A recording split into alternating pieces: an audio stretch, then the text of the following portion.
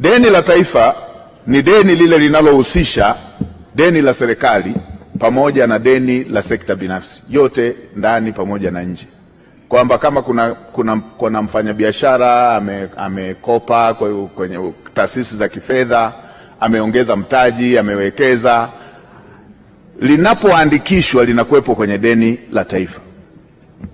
Kwa hiyo si kila wakati panapokuwepo na kukua kwa deni la taifa ni tafasiri mbaya.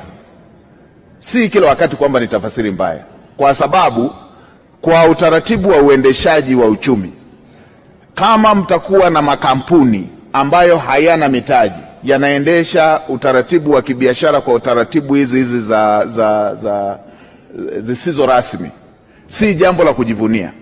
Kwa hiyo hata sisi tunapokwenda kujadiliana masuala ya kifedha, tunapokwenda kujadiliana na IMF, tunapokwenda kujadiliana na Benki ya Dunia, tunapojadiliana na Benki ya Maendeleo ya Afrika, tunajadiliana sehemu ya fedha zinakwenda kwenye shughuli za serikali na sehemu ya fedha zinakwenda kwenye mataasisi binafsi, ili kuwezesha makampuni haya yaweze kupata mitaji, yaweze kuendeleza uwekezaji. Na huu ni utaratibu wa kawaida duniani kote. Kwa hiyo la kwanza hilo,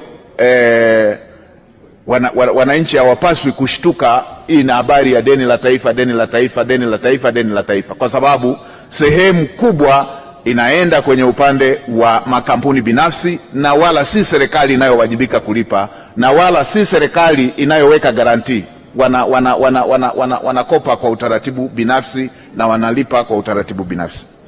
Mheshimiwa Spika, ukirudi kwa upande wa deni la serikali, Mheshimiwa Spika, utaratibu wa masuala ya madeni, ndio maana linaitwa deni la serikali, ni deni linaloangaliwa kwa kuhusianisha na mapato ya serikali.